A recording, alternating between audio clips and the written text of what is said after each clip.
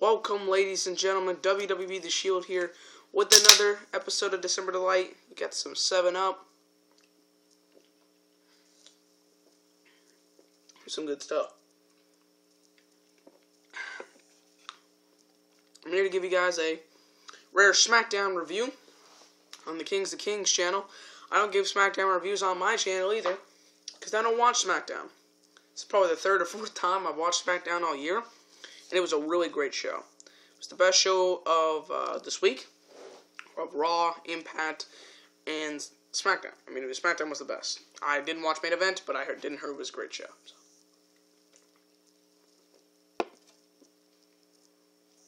So, after this, I might watch myself as my screen goes back to the Best of In Your House. It's a really good set. Or I might read Booker T's book, From Prison to Promise. I've read a little bit of it, because last time I went on a good old plane ride, I read it. It was pretty good, what I read. So, but anyways, let's get to the Smackdown review. So, Randy Orton comes out, and he's talking about his title unification match, and how it is very big. And they recap what happened on Raw, yada yada yada. Daniel Bryan comes out, and says that that because of his history with the Orton and Cena, he should be the first in line for the title shot. And he's basically saying how even though he's had a feud with the Wyatts, I still remember what you've done to me, yada yada yada. I want a match with you. Randy Orton gets out, but when we come back from commercial break, we get announced that the main event of tonight's show will be Randy Orton versus Daniel Bryan.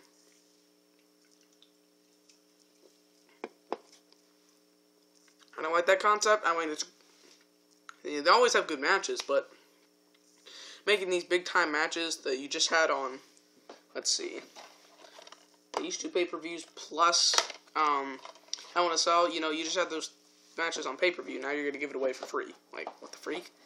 On SmackDown, nevertheless. So, whatever. Biggie Langston versus Fandango, with Damian Sandow on commentary. They're building up the IC title match between Langston and Sandow. And Langston and Fandango have a good match. Not a great match. It was kind of short. But, Sandow's on commentary. He's basically saying how, I'm with the likes of Steamboat, Austin, and The Rock. And I'm like, first of all, Austin and The Rock are cool, but what the heck is Steamboat doing with those two? I mean, Steamboat's a great champion, but, first of all, you throw a Steamboat, and then you go Austin Rock. It's like two completely different genres. But anyways, Langston picks up the victory, hitting the big ending on Fandango. Good match. Bad News Barrett is coming. He's out here for one of his two promos, and basically just makes fun of the fans. Curtis Axel and Ryback take on Cody Rhodes and Goldust. This was actually pretty good for what it was. It wasn't memorable, but it was actually a really good match, or a pretty good match. Cody Rhodes and I love Cody Rhodes. I've always loved Cody Rhodes since the beginning when he was heel turn at Night of Champions 2008. That was awesome when he turned on Hardcore Holly. So this was, I've always liked him, and teaming up with his brother, awesome. What happened in this match? It was solid. Goldust was on the outside, and excuse me. At the end came when it was Goldust and Ryback were on the outside, and Cody goes out there, or gets out of the ring, and jumps the table and hits a disaster kick on Ryback, and then he gets in, and then Curtis Axel rolls him up for the 3 count. So it was like a surprise victory, and it's like, oh my gosh. They try to pursue like a big title reign for Axel and Ryback, when that won't happen, but at least they're trying to do something with these two guys. Sorry, I'm really thirsty.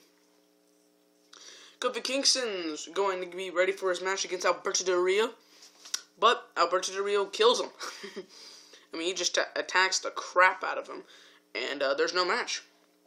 Thank God. there's one guy that almost everybody doesn't like. That one guy that's popular with everybody else, then not popular with you. Now, I know this guy isn't popular with everybody, but I hate Alberto Del Rio. Never, ever seen anything in him. He's had good matches. Okay, I can say he's had good matches. From these pay-per-views, he had a good match with Big Show at Royal Rumble.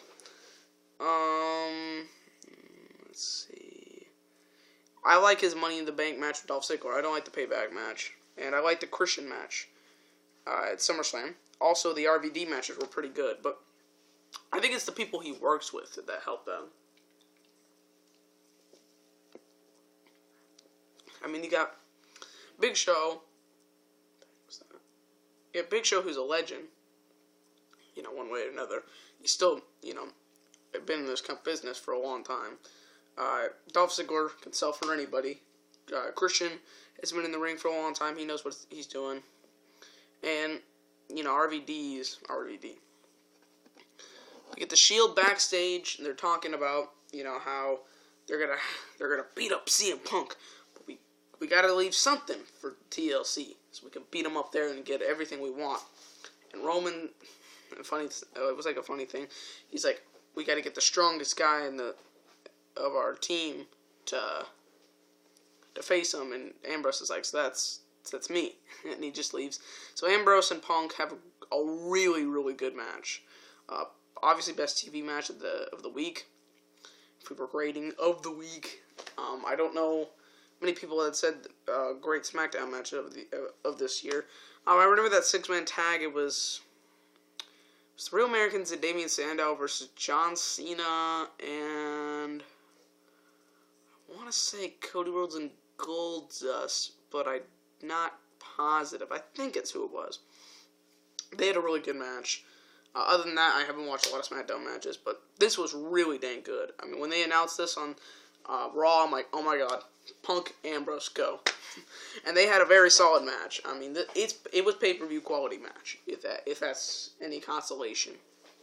So I would go watch this. Obviously not or WWE's YouTube version, because they always like to cut their matches for some dang reason. But, very good match. In the end, CM Punk hits the GTS. It was a really good match. Natalya versus Tamina. I could not care anything about this. I really didn't care. Actually, no, before this, Rey Mysterio's backstage, and he's talking about something I can't remember. And then Zeb Coulter and the Real Americans are like, "Oh, your papers, and why you got this mask on?" And they challenge him to a tag match later on. So, Natalya versus Tamina. I don't like Tamina. Here's another guy I really don't like. Jimmy Superfly Snuka. Now, if you like to bash me in the comments, that's great. But I think he was overrated. I really do. And almost killing that person. Now, I'm not saying that Superfly was a killer, but there's been evidence to say otherwise. But I don't like Tamina. She's not that great. But Natalya beat her, and AJ was on commentary, so it was okay. Rey Mysterio and The Big Show. The Big Show is Rey Mysterio's partner, surprise partner, because they didn't know. Defeat the Real Americans, and I actually really liked it. I liked this match. Big Show's not the best guy in the ring, but he can do what he's supposed to do. He can do really well. And Rey Mysterio was always a fan of. I was always a fan of his as a little kid, and I'm not. I've grown up, and Rey Mysterio's not my favorite, but he's still pretty cool. And it's still pretty cool to see. I can still watch him today. Is he a lot more mileage on him? No. He says he still wants to do this for 3 or 4 more years.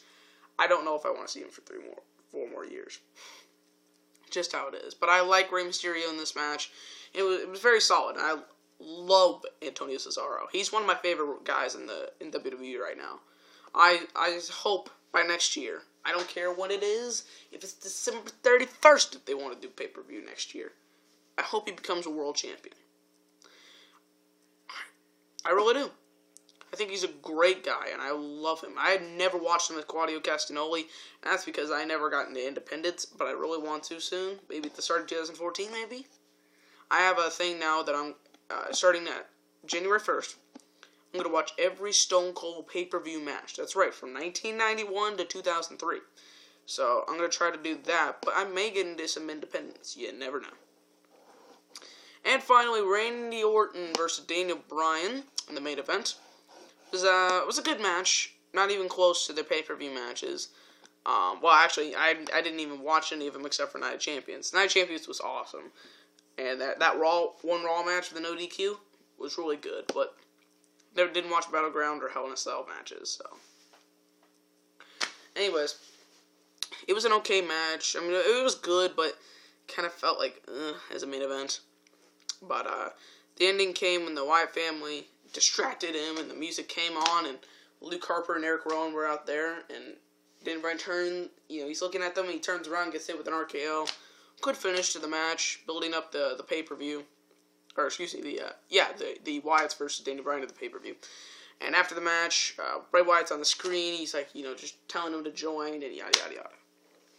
So, that was the end of Smackdown. It was pretty good. I always like doing this once in a while. I might do some Smackdown. I might watch Smackdown every week now, or at least, I'll watch it for a couple more weeks and see if it's good enough. I'll give it 3 more weeks. I'll give it 3 more episodes. I'll give you guys 3 more episodes during the month of December. And see how good it is. So, thank you guys for watching. And I hope you guys have a good day. Subscribe. And, yeah. Thanks guys for watching. Peace.